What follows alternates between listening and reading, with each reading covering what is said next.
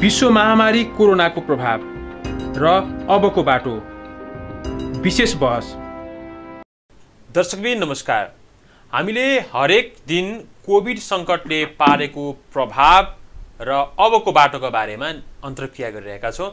विभिन्न क्षेत्रका विज्ञहरूसँग छलफल गरिरहेका छौँ र आज हामी अलिकति फरक बाटो राष्ट्रिय राजनीतिक हिसाबले कोभिड सङ्कट कसरी सरकारले हेरिरहेको छ र यसबाट अघि बढ्नका लागि अपनाउनु पर्ने उपाय र सरकारले गरिरहेको कामको बारेमा आज हामी समीक्षा गर्छौँ र अबको बाटोका बारेमा पनि छलफल गर्छौँ।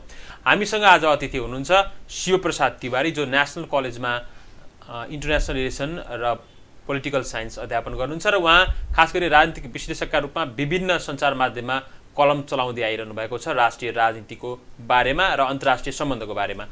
शिव सर, यहाँलाई स्वागत छ। धन्यवाद। अहिले के गर्दै हुनुहुन्छ?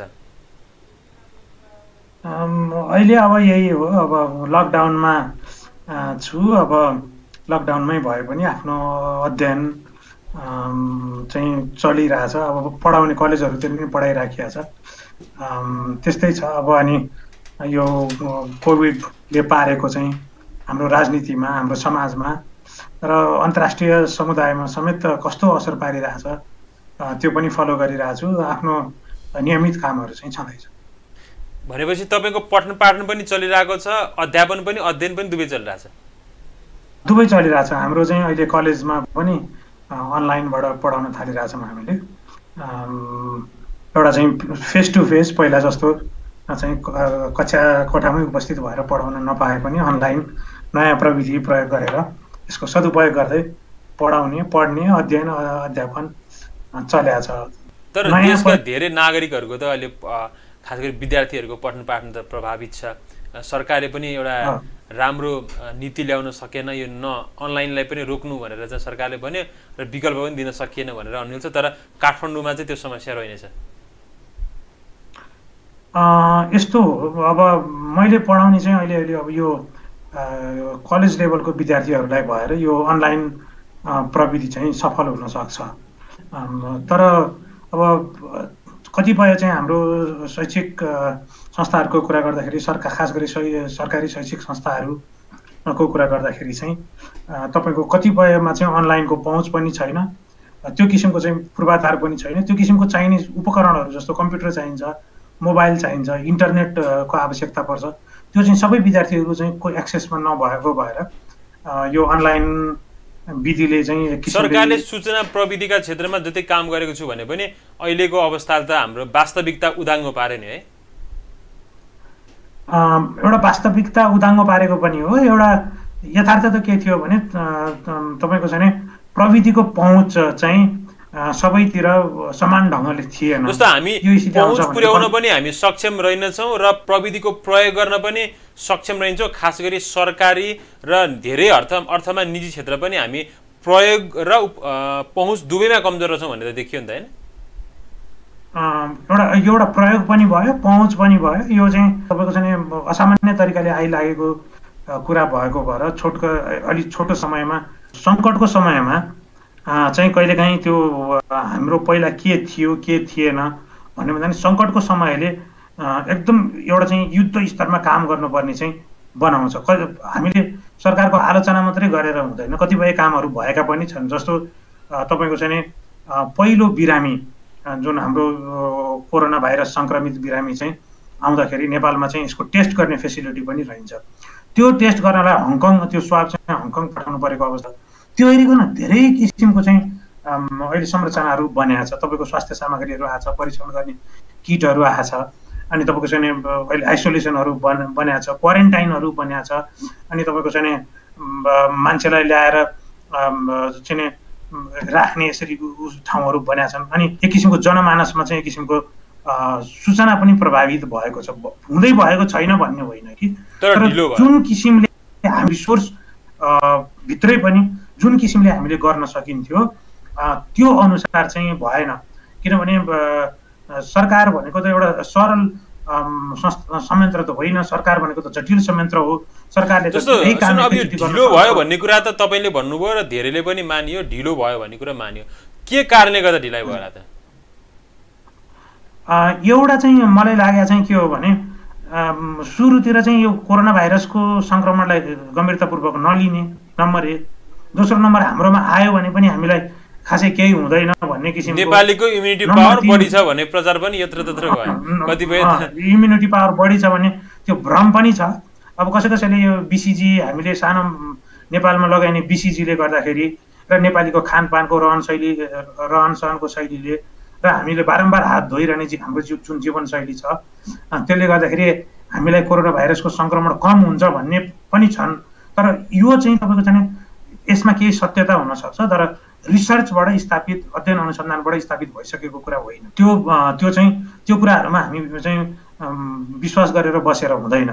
अब भएको चाहिँ के हो भने गर्न सक्ने कुराहरू पनि भएन। जस्तो तपाईँको चाहिँ परीक्षणको दायरा त बेसरी बढाउन सकिन्थ्यो। अहिले चाहिँ तपाईँको कसैलाई सक्ने मान्छेले मन लाग्दा स्वेच्छाले परीक्षण गर्ने मात्रै होइन, यो त सरकारको दायित्व पनि हो। परीक्षण गर्न सक्नेले त गर्ला, तर परीक्षण गर्न नसक्ने व्यक्तिको कारणले परीक्षण गरिसक्ने मान्छेलाई पनि खतरा हुने। त्यसैको लागि पनि पहिले त किटको अभाव थियो नि त हैन? पहिला किटको पनि अभाव भयो। अनि किट ल्याउने बेलामा चाहिँ तपाईँको चाहिँ त्यसमा चाहिँ तपाईँको चाहिँ के भन्छ, त्यसमा चाहिँ अनियमितताको कुराहरू पनि आयो।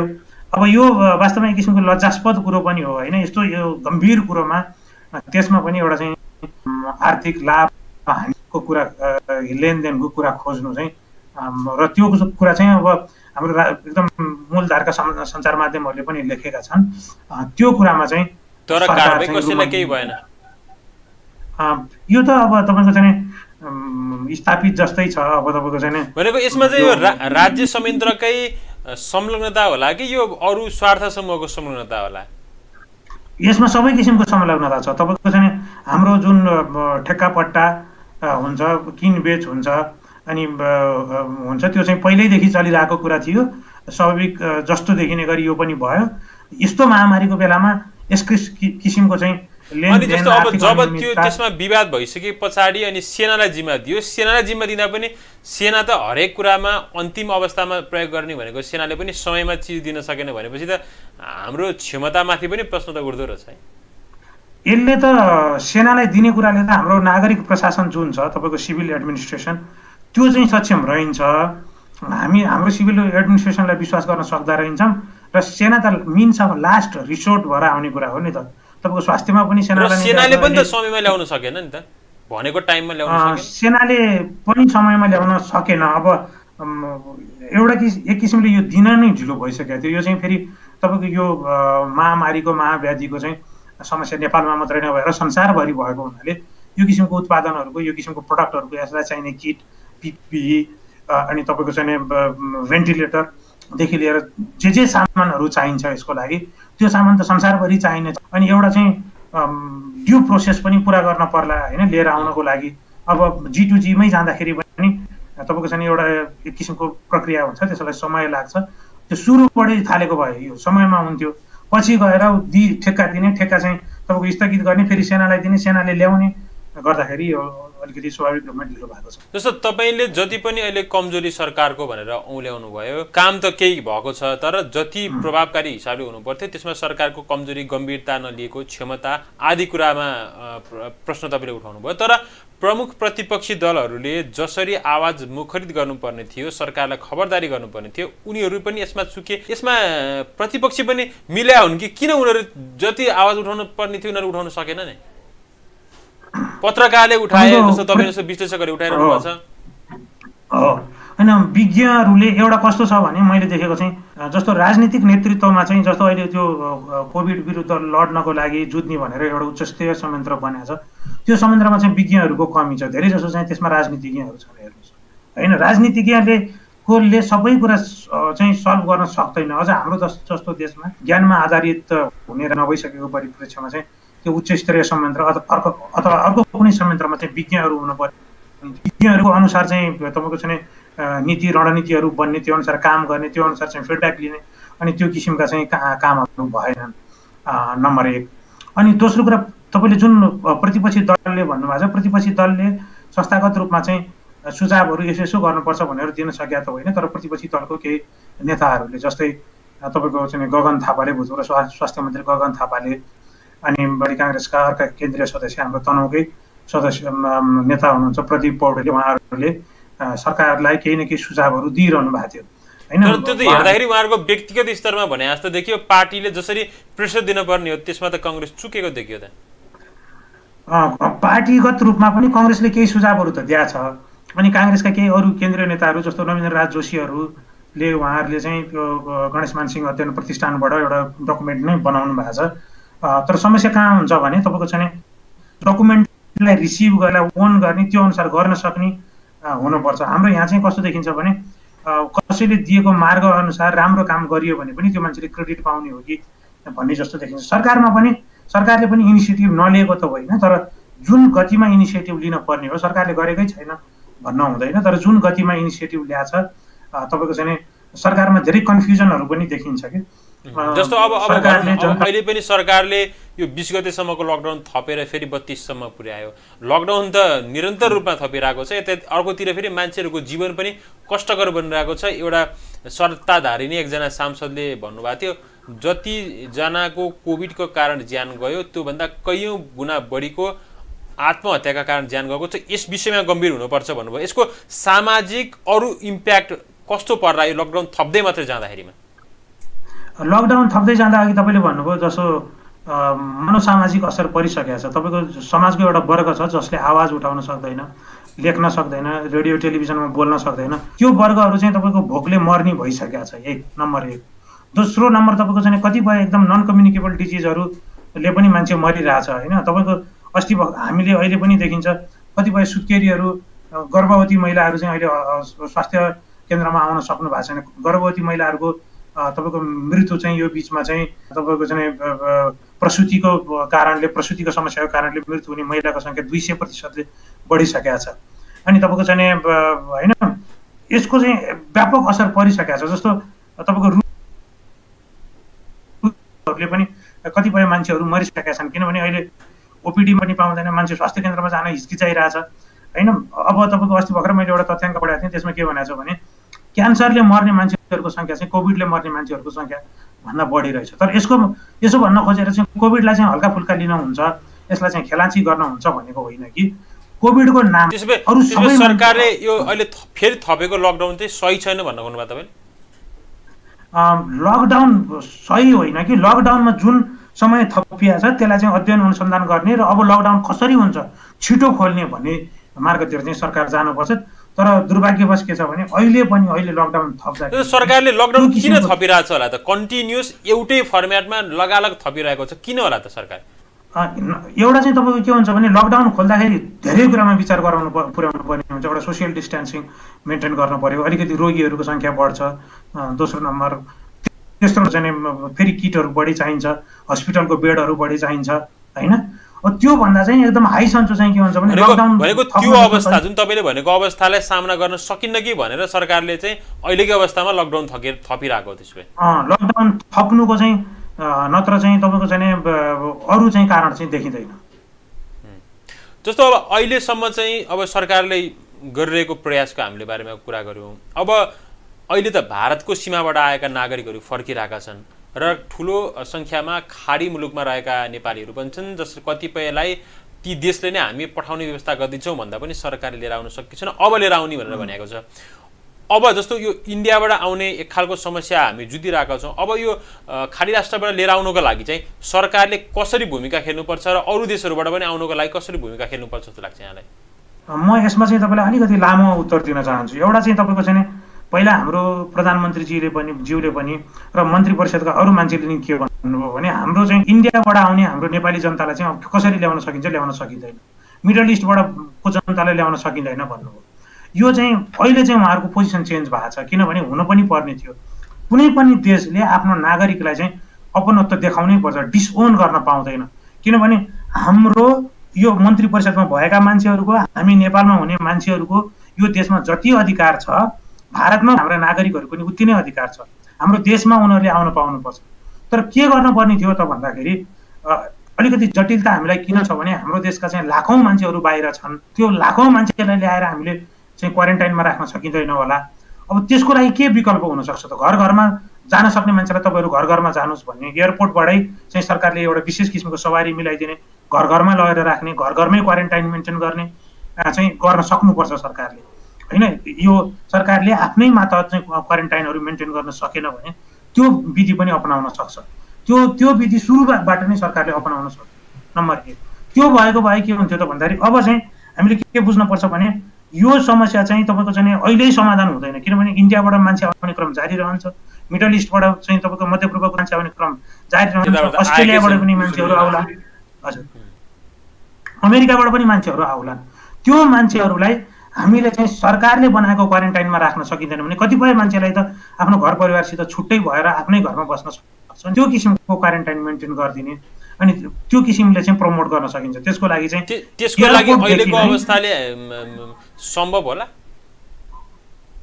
सम्भव छ। किन सम्भव देख्छु भने मलाई चाहिँ तपाईँको अहिले हामीसित चाहिँ एउटा सौभाग्यको कुरो के छ भने हामीसित प्रदेश सरकार छ। प्रदेश सरकार भन्दा नि हामीसित असाध्यै बलियो स्थानीय सरकार पनि छ। स्थानीय निकायमा एकदम जनप्रतिनिधिहरू भएको अवस्था पनि छ र यो केस कस्तो छ भने सबै जनताहरू चाहिँ एकदम सचेत छन्। अब कतिपय केसमा चाहिँ असाध्यै धेरै डर पनि देखिया छ। जस्तो तपाईँको चाहिँ एउटा कोरोना लागेको मान्छे बाटो हिँड्यो भने कोरोना फैलिन्छ कि भन्ने छ मान्छेहरूलाई, अथवा कुनै कहाँ बसेर आएको मान्छे चाहिँ घर नआए हुन्थ्यो, बाटोमा आउन दिन हुँदैन भन्ने छ। यो चाहिँ एकदम ज्ञानमा आधारित हुनु पर्यो। कोरोना लागेको मान्छे बाटो हिँड्दैमा हामीलाई कोरोना सर्ने होइन। मैले अस्ति भर्खर एउटा चाहिँ तपाईँको चाहिँ युनिसेफको एउटा भिडियो हेरेको थिएँ मैले युट्युबमा। त्यसमा के भनेको छ भने कोरोना लागेको आमाले एउटा प्रिकसन लिएर मुख छोपेर हात सेनिटाइजरले चाहिँ सफा गरेर साबुनले गरेर आफ्नो बच्चालाई चाहिँ दुध खुवाउन सक्छिन्। त्यतिसम्म गर्दाखेरि कोरोना सर्दैन होइन। कोरोना लागेको आमाले जन्म दिएको बच्चालाई पनि कोरोना नलगाउन सकिन्छ, कोरोना नलाग्ने बनाउन सकिन्छ भन्ने छ भने मान्छेलाई चाहिँ के भएको छ भने असाध्यै ठुलो तपाईँको चाहिँ सामाजिक सञ्जालमा एक किसिमको चाहिँ एउटा चाहिँ गलत सूचनाको आधारमा मान्छेहरूले चाहिँ एउटा चाहिँ आइसोलेसन राख्न नदिने, कुनै पनि कोरोनाको बिरामी भयो भने त्यो सम्बन्धित ठाउँको हस्पिटलमा ल्याउन नदिने, त्यस किसिमका असाध्यै डरको वातावरण छ। त्यति डर मान्नुपर्ने कुरा पनि होइन, तर सचेत हुनुपर्ने कुरा हो। जस्तो तनहुँको चाहिँ मैले एउटा राम्रो उदाहरण के देखेँ भने अहिले आदिकवि बहुमुखी क्याम्पसमा चाहिँ क्वारेन्टाइन रहेछ, रिसिङ गाउँपालिकाले नि क्वारेन्टाइन बनाएको रहेछ। यसरी स्थानीय निकायहरू हामीसित बलिया स्थानीय निकायहरू छन्, आफ्नो गाउँका मान्छेहरू लिएर आएर बोर्डरबाट चाहिँ एउटा चाहिँ निश्चित सवारी साधनहरूमा लिएर आएर सुरक्षित क्वारेन्टाइनमा एउटा रुममा 1 जना 2 जना जस्तो राखेर क्वारेन्टाइनमा राखेर र निश्चित अवधिपछि उहाँहरूको चाहिँ रिपोर्ट नेगेटिभ आएपछि घरमा पठाउन सकिन्छ। त्यसपछि पनि सुरक्षित तरिका अपनाउन सकिन्छ।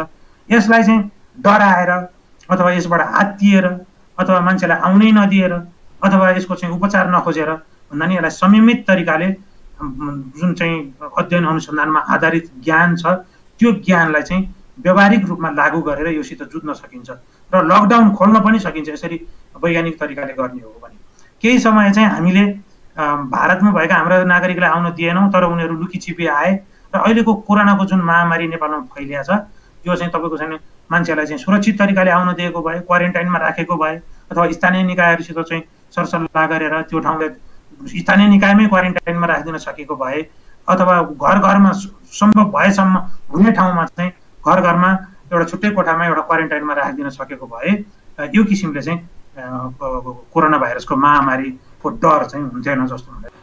मैले देखेको चाहिँ यसमा सबभन्दा ठुलो रोल चाहिँ तपाईँको चाहिँ प्रदेश र केन्द्रीय सङ्घीय सरकारको भन्दा पनि हामीसित स्थानीय सरकार असाध्यै बलियो छ। एकदम जनतासित जोडिएको स्थानीय सरकार छ अहिले। जस्तो अस्ति भर्खर मैले एउटा समाचार पढेँ, यो कोरोना महामारीका कारण अब चाहिँ अर्को वर्ष चाहिँ खाद्य सङ्कट हुने सम्भावना बढी छ। तपाईँको चाहिँ किनभने संसारभरि नै यो खाद्य सङ्कट आइपर्छ कि भन्ने छ। हामी चाहिँ खाद्यान्नमा चाहिँ विदेशमा धेरै निर्भर भइसकेको हुनाले अहिले चाहिँ स्थानीयहरूले के गरेका छन्, मैले एउटा समाचार पनि पढाएको थिएँ। त्यसमा के भनिएको थियो भने एउटा स्थानीय निकायले 40 मुरी भन्दा बढी धान उत्पादन गर्ने किसानहरूलाई 1 लाख रुपियाँसम्म चाहिँ उपहार नगद उपहारै दिने एक किसिमको चाहिँ हाम्रो चाहिँ तपाईँको खेत बारीहरूदेखि बाँझो छन् हाम्रा काम गर्ने मान्छेहरू नभएर। अनि तपाईँको चाहिँ अब हामी एउटा एकदम जटिल समस्यामा फस्नेवाला छौँ। एउटा चाहिँ हाम्रो विदेशमा काम गर्ने मान्छेहरू फर्किँदैछन्, दोस्रो कुरो हाम्रो खाने मुख बढ्दैछ, हाम्रो तेस्रो चाहिँ तपाईँको हाम्रो आम्दानी घट्दैछ विदेशबाट कमाउने मान्छेहरूले नपठाएपछि भनेपछि हाम्रो एग्रिकल्चरल चाहिँ कृषि उत्पादन गर्नुको चाहिँ विकल्प छैन। सङ्घीय सरकारले चाहँदैमा यो हुन्छ जस्तो पनि मलाई लाग्दैन र सङ्घीय सरकारले तुरुन्तै पोलिसी बनाएर यो लागू गर्न सक्छ जस्तो पनि लाग्दैन।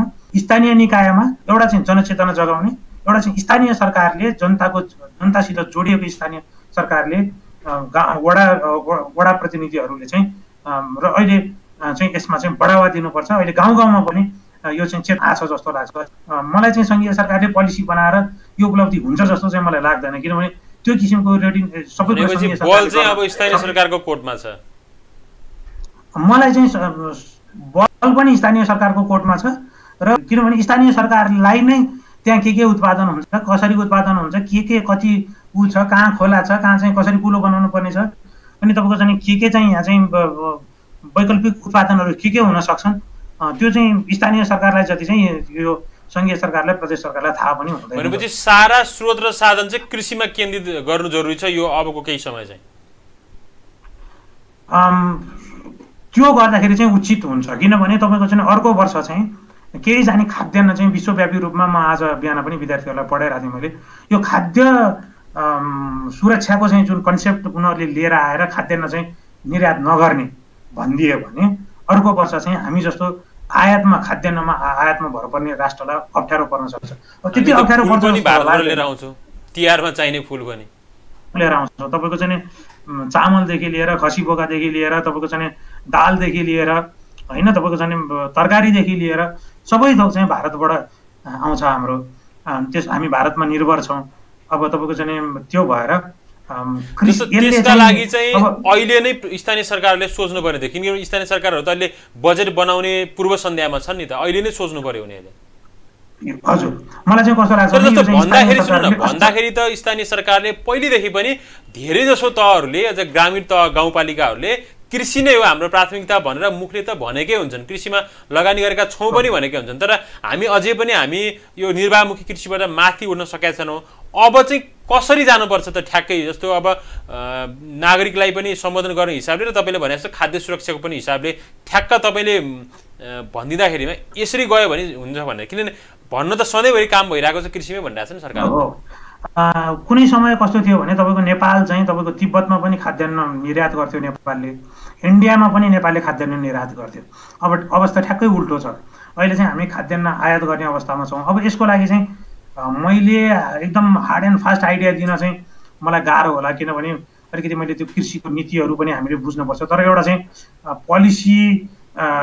चाहिँ पोलिसीको बारेमा अध्ययन अनुसन्धान गर्ने विद्यार्थी नीतिगतै प्रश्न भनेको मैले नीतिगत हिसाबमा भन्नु पर्दाखेरि मलाई के लाग्छ भने तपाईँको हामी बालक, म चाहिँ सानो बालक हुँदाखेरि जसरी हामी चाहिँ मेरो परिवार केशवटारमा बस्ने मेरो परिवार चाहिँ खाद्यान्नमा मोरलेस चाहिँ तपाईँको चाहिँ आत्मनिर्भर थियो। बेसाउने अथवा खानेकुरा किन्ने भन्ने कुरा चाहिँ एउटा बेइज्जत जस्तो मानिन्थ्यो त्यो बेलामा। अहिले अवस्था एकदम उल्टिएको छ, तपाईँको चाहिँ जसले खानेकुरा बाहिरबाट बढी हुने अहिले चाहिँ त्यस्तो अवस्था छ। अब चाहिँ मैले के देख्छु भने अस्ति भर्खर म यो लकडाउन हुनु अगाडि मेरो गाउँ पनि गएर आएको थिएँ, मेरो खेतमा नि गएँ। जाँदाखेरि मैले धेरैहरू चाहिँ मैले बाँझो देखेँ, धेरै खेतबारी नगरेर राखिएको अवस्था छ, किनभने तपाईँको मध्यपूर्वबाट चाहिँ मान्छेले कमाएर पठाएछ, मान्छे चाहिँ एउटा चाहिँ काम गर्ने मान्छे छैन, दोस्रो मान्छे अलिकति पैसा भएपछि मान्छे छोरछोरी पढाउन दमौलीतिर झरेको छ। यो चाहिँ तपाईँको केशवटार दमौली अथवा तपाईँको त दुबुङ दमौली अथवा चाहिँ तपाईँको चाहिँ कोइदिम दमौली अथवा छिम्केश्वरी दमौलीको कुरा मात्रै होइन कि यो तपाईँको चाहिँ यो लमजुङतिर हुने सबैतिर नेपालभरि हुने कुरा नै यही हो। अब चाहिँ के गर्न सकिन्छ भने अब चाहिँ तपाईँको चाहिँ नगरपालिकाले गाउँपालिकाले वडाको अध्यक्षहरूसित वडा सदस्यहरूसित चाहिँ सहकार्य गरेर गाउँ गाउँमा गएर चाहिँ अर्को वर्ष हामीलाई खाद्यान्न चाहिँ समस्या हुन सक्छ।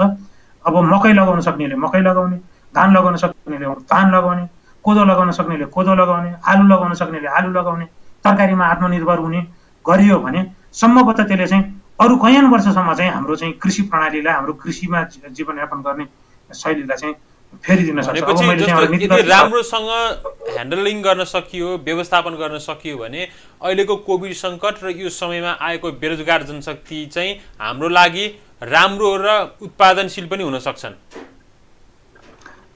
यसमा एउटा तपाईँको अलिकति पोजिटिभ बढी रचना सकारात्मक रूपमा लिन सकिने पक्ष के छ भने पहिला चाहिँ हाम्रो समाजमा चाहिँ गाउँघरमै बसेर दुःख गर्नेलाई चाहिँ एउटा दुःखै मानिन्थ्यो।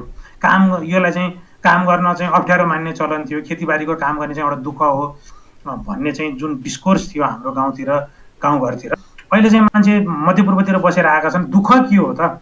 काम अलिकति आफ्नो पेट पाल्नलाई, जीविकोपार्जन गर्नलाई कति दुःख गर्नुपर्छ विदेशमा भन्ने उनीहरूले देखेका छन् होइन। अब यही प्रयोग गरेर कृषिलाई अलिकति आधुनिकीकरण गर्ने, प्रविधि निम्त्याउने, अनि यो चाहिँ तपाईँको निर्वाहमुखी मात्रै नभएर अलिकति चाहिँ व्यापारमुखी बनाउने हो भने एउटा चाहिँ तपाईँको एकदम राम्रो अवसर छ। अहिले मैले के देखाएको छु भने यो गाउँमा चाहिँ खेत खलिहानमा चाहिँ गाडीहरू पुगेको छ होइन। त्यो अब पहिला जस्तो मेरो खेतमा चाहिँ धान मात्रै लगाइन्थ्यो भने अब अहिले चाहिँ हामीले अरू खेती पनि गर्न सकिन्छ, तरकारी खेतीहरू गर्न सकिएला। यसले चाहिँ त्यो रूप लिदियो भने, अलिकति व्यावसायिक रूप लिदियो भने प्रविधिहरूको पनि प्रयोग गर्ने होइन। अनि तपाईँको चाहिँ गाउँघरका मान्छेले चाहिँ एउटा चाहिँ किसिमको संयुक्त किसिमले चाहिँ खेतीबारी गर्ने प्रचलन बस्दिन सक्यो भने यसलाई चाहिँ यसको सकारात्मक पाटो मान्न सकिन्थ्यो। तर यो पक्षलाई त हामीले सँगै लान पर्छ नै। जस्तो एउटा लकडाउनकै समयमा एउटा त हामी यो सबै यो कोभिडको सङ्कटको एउटा पाटोमा हामी थियौँ भने सँगसँगै नेपालको सीमाको विषय पनि अहिले चाहिँ अलिकति जल्दो बल्दो रूपमा आयो। खास गरी भारतले नेपालको सीमा मिचेको विषय र सोही भाग हुँदै बाटो पनि यही बिचमा उद्घाटन गर्यो। अब कोभिड सङ्कट सँगसँगै राष्ट्रियताको सङ्कट पनि नेपालसँग देखिएको हो कि जस्तो सरकारले अहिले यही समयमै यो राजनीतिक नयाँ नक्सा पनि जारी गर्यो। यसलाई चाहिँ यहाँले कसरी हेर्नु भएको छ? यसलाई पनि अलिकति कोभिडसितै रिलेट गर्न त सकिन्छ, तर कस्तो हो भने जस्तो कोभिडको बेलामा नेपाल कमजोर छ भनेको भएर भारतले हस्तक्षेप गरेको भनेर यसरी बुझ्न सकिन्छ? एउटा त्यो चाहिँ इन्डियाको जुन रक्षा मन्त्रीले चाहिँ त्यो बाटो उद्घाटन गरे यो कोभिड सङ्कटकै बेलामा, सायद नेपालबाट चाहिँ ठुलो रियाक्सन आउँदैन होला। किनभने अस्ति नै भारतले चाहिँ त्यो तपाईँको चाहिँ जम्मू काश्मीरलाई टुक्राएर जम्मू काश्मीर र लेह लद्दाख भन्ने चाहिँ केन्द्रशासित प्रदेशहरू बनाउँदाखेरि नक्सा जारी गरेको थियो। त्यो नक्सा जारी गर्ने बेलामा चाहिँ नेपालमा ठुलो चाहिँ तपाईँको चाहिँ विरोध भयो। त्यो देखेपछि चाहिँ अब अहिले त झन् बाटो नै उद्घाटन गर्ने पर्ने अवस्था रहेछ उनीहरूलाई, र बाटो उद्घाटन गर्ने बेलामा चाहिँ यो जस्तो अवसरहरू हुँदैन भनेर चाहिँ खासै विरोध नआउला यो कोभिड पेन्डेमिकको बेलामा, महामारीको बेलामा भन्ने सोचेर उनीहरूले गरेका हुन सक्छन्।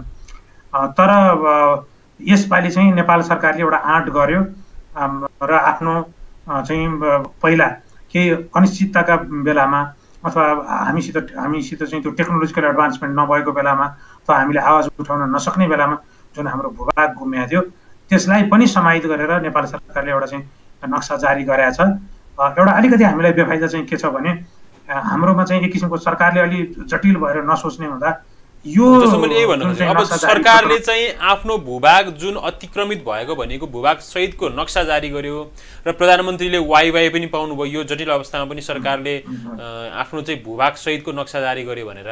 तर के यो नक्सा जारी गर्दैमा नेपालले भूभाग पाउने हो?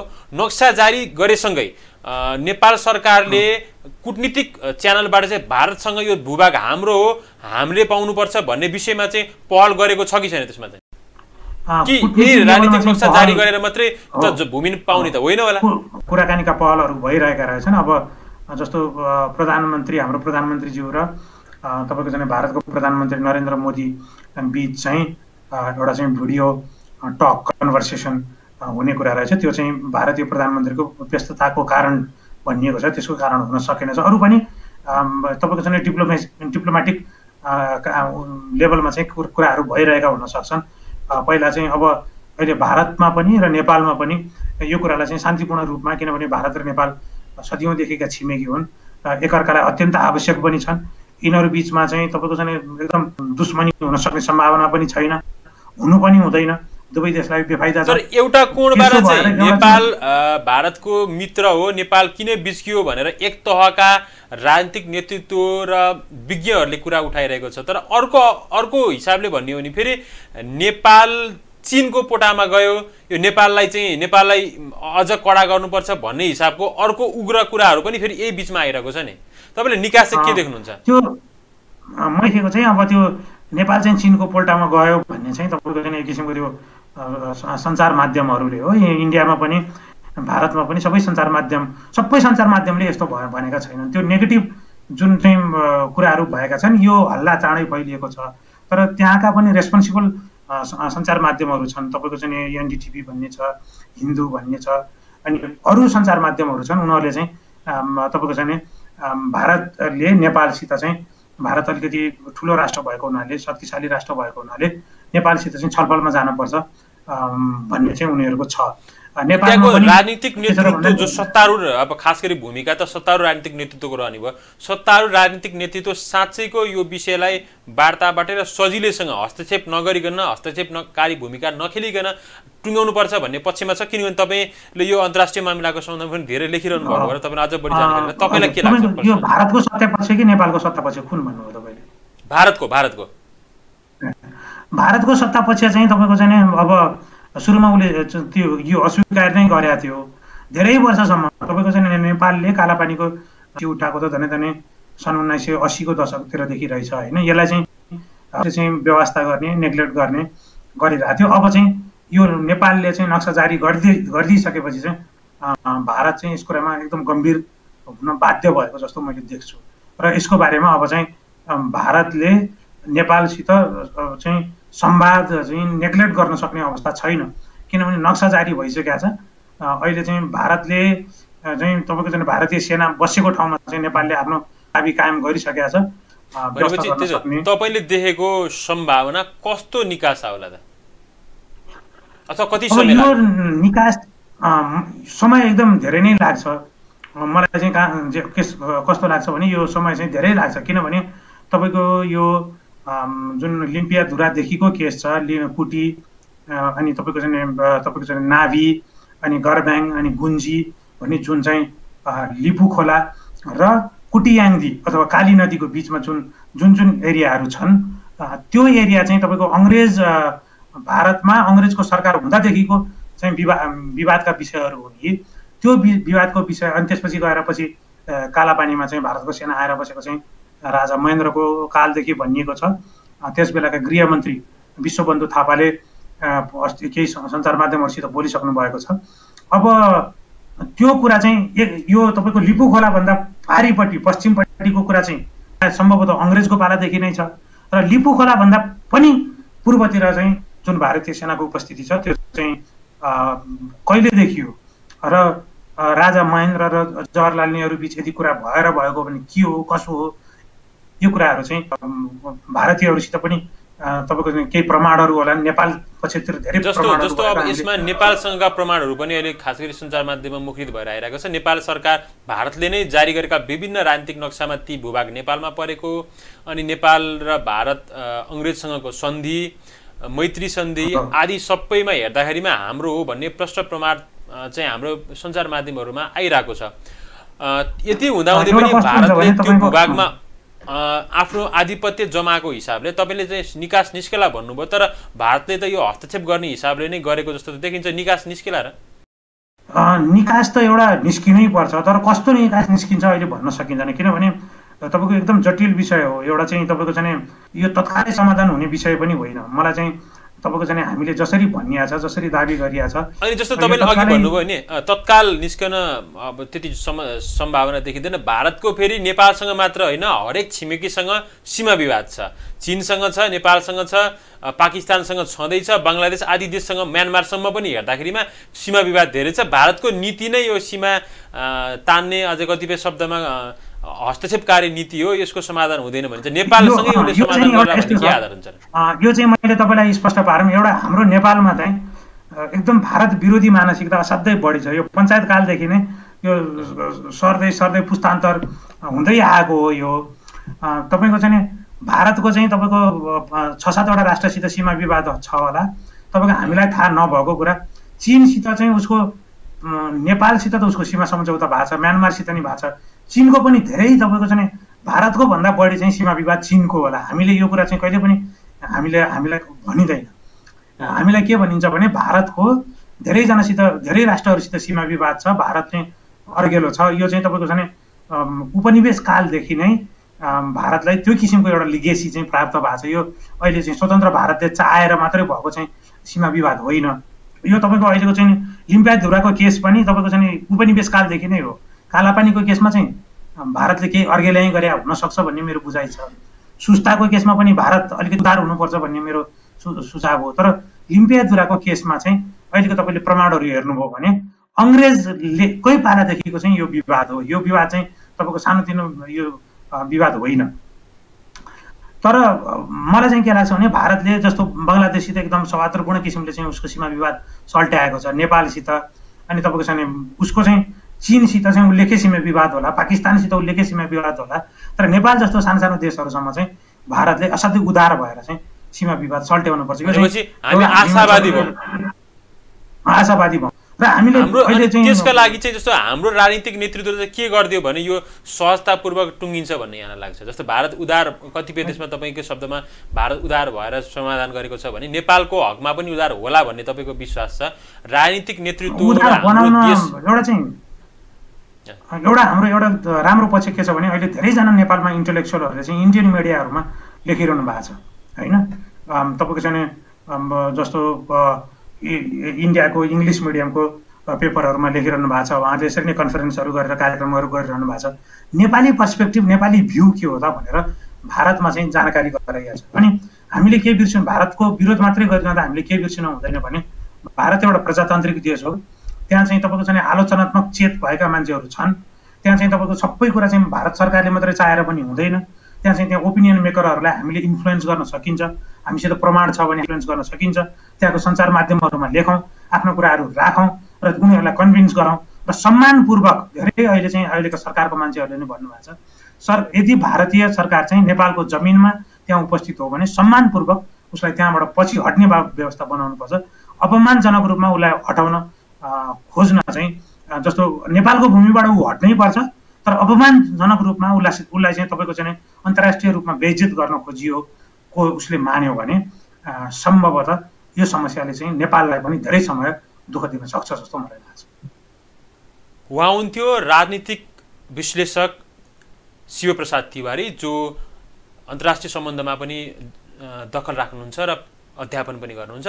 उहाँसँग हामीले कोभिड सङ्कटसँग सरकारले जुझ्न लिएको नीतिको प्रभावकारिता, कोभिड सङ्कटको भविष्य र सँगसँगै यसै विषयमा जोडिएको सीमा विवादको बारेमा आज हामीले चर्चा गऱ्यौँ। यससँगै आजको कार्यक्रम यही टुङ्गिन्छ। हामी नयाँ व्यक्ति र विषयसँग कोभिड-19सँग केन्द्रित रहेर छलफलमा फेरि उपस्थित हुनेछौँ। हामी सबैलाई आज्ञा दिनुहोस्। नमस्कार।